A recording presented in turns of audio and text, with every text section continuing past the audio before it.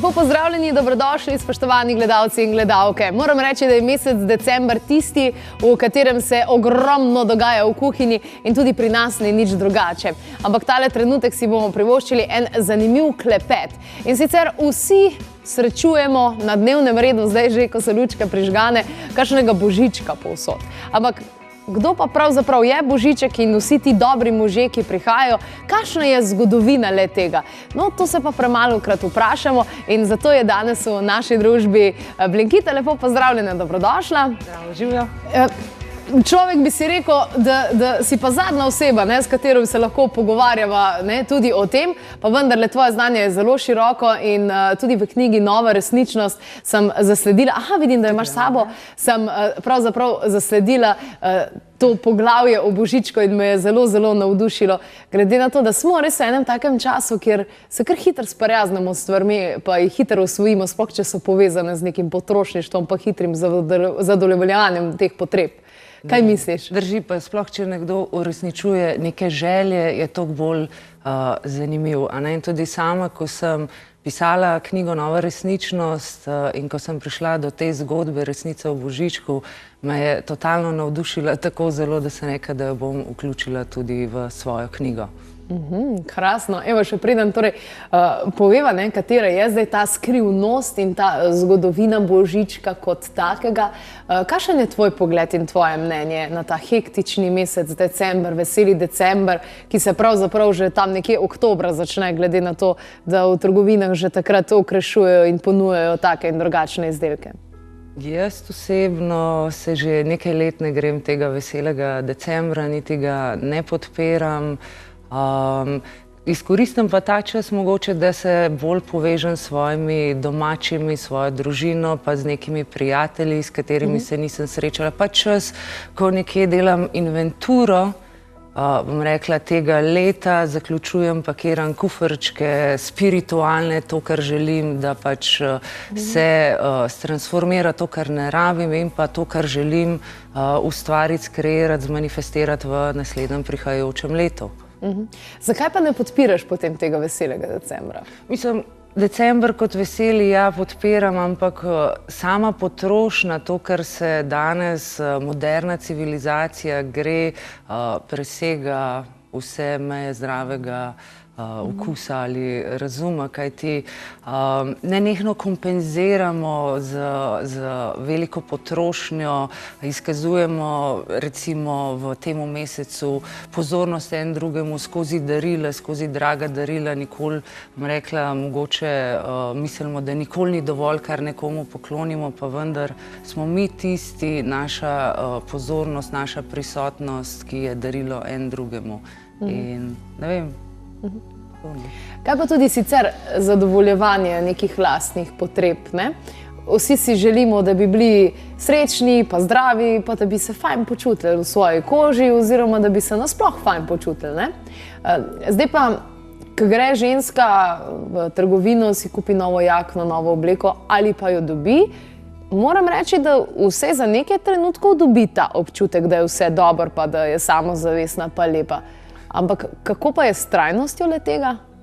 Ja, to veva obe, da je zelo minljivo, da v bistvu neka sreča, mi se ne bomo, seveda se lahko, tako kot si rekla, trenutno usrečimo, kupimo novo obleko, se fajn počutimo, vse je perfektno in popolno, vendar pa s tem ne, bom rekla, zapolnimo svoje notranje sreče in pomembno je, da v bistvu srečo poiščemo znotraj sebe. In ko smo srečni brez pravega razloga, potem tudi, bom rekla, neko obilje, ki je naravno stanje življenja, tudi lahko pride v naše življenje oziroma tisto, kar resnično potrebujemo za neko uresničitev samih sebe. No, Blenkita pa je tudi mama in pri vas nosi božiček, nosi Miklavž? Že nekaj let imamo doma dogovor, da si ne nosimo darila, čeprav potem ne moremo preko tega tudi mi, s tem, da naša darila so mogoče, bom rekla... Simbolično? Ja, pa niti ne simbolično, nekaj, kar tudi sami naredimo, sami ustvarimo in potem si izmenjamo. Jaz ponavadi moje domače obdarujem z namiznim koledarjem majevskim, kajti to se mi zdi zelo uporabna zadeva. Skratka, uporabne stvari. Kaj pa sam koncept, da nek sveti mož oziroma da neka maskota, Božiček, Miklavž, Dedek Mraz, nekaj prinaša? Ja, to sigurno izvira iz, bom rekla, starih časov, iz šamanskih časov in dejansko zgodba o Božičku je zgodba o rdeči mušnici. Aha. Namreč, ko so v tem času so sibirski šamani odšli na žetev na nek način rdečih mušnic, jih prinesli domov, jih sušili, se pravi posušili, jih potem zaužili in seveda delili te gobe z drugimi.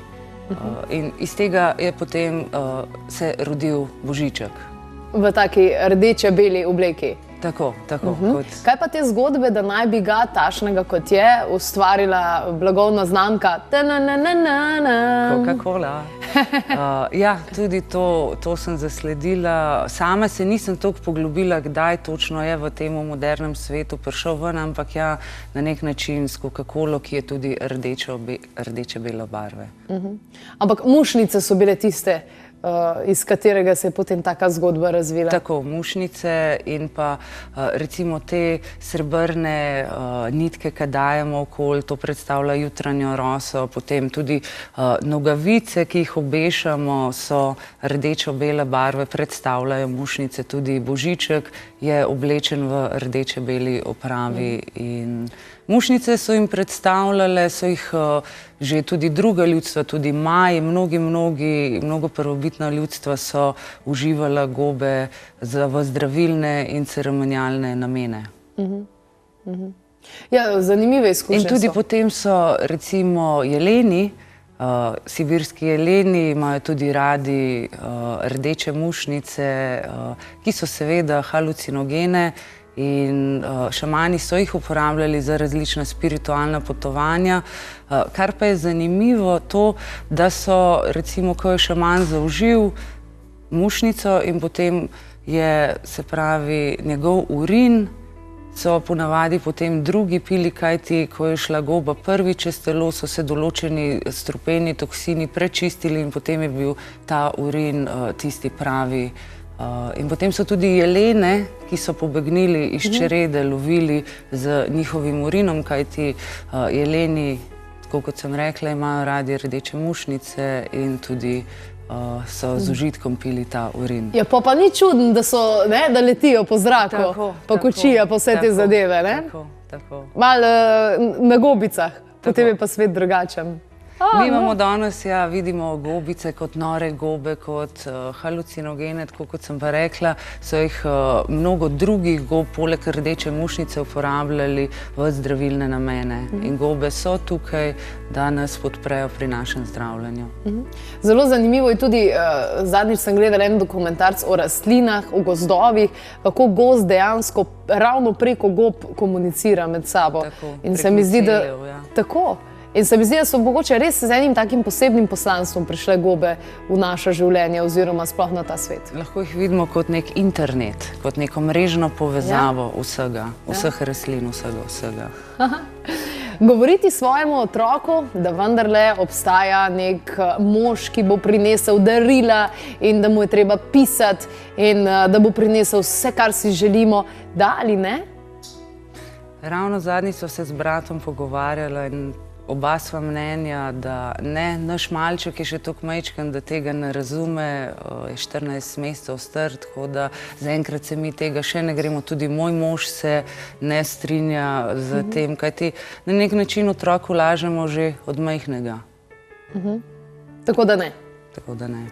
Aha, no, ampak nekateri starši pa pravijo, pa pustimo otrokom nekaj domišljije, nekaj pravličnega, skrivnostnega, pa je to pravi način? Ampak življenje samo ima toliko za ponuditi, recimo obstajajo vile, obstajajo škrati, obstajajo samorogi In vsa ta bitja živijo v 5. dimenziji in se mi zdi bolj pomembno, da otrokom ponudimo nekaj takega, kar je dejansko resnično, da dvignejo svojo frekvenco in da tudi potem oni že itak vidijo. Tudi angelčke, jaz vidim pri našemu tamamu, nenehno komunicira z raznimi svetlobnimi biti in mrzdo to tudi opazi, ja. Zanimivo. Ja, Blinkita, po tej zgodbi imam jaz občutek, da bom letos namesto smreke kar mušnico postavila, pa je malo krasila, glede na to, da je to tisti pravi izvor. Čeprav mušnice so, zakaj smreka? Zato, ker so mušnice, ponavadi mušnice rastejo pod smrekami, pod bori in zato so v bistvu simbolično vzeli tudi smreko in šamani so jo videli kot sveto drevo. In v bistvu mušnice, njim je bilo to res nekaj zanimivega, kako so lahko mušnice od nikjer oziroma gobe od nikjer ven prišle in so jih videli kot božanske sadeže. No, evo, pazite torej, če si boste tudi sami privoščili te božanske sadeže, da ne boste prišli v kakšne druge faze, ne samo da boste videli jelene po zraku. Sicer pa, evo, Blinkita, ponujem ti možnost in priložnost, da tudi našim gledalcem in gledalkam zaželiš oziroma nameniš kakšne želje v temu hektičnemu mesecu.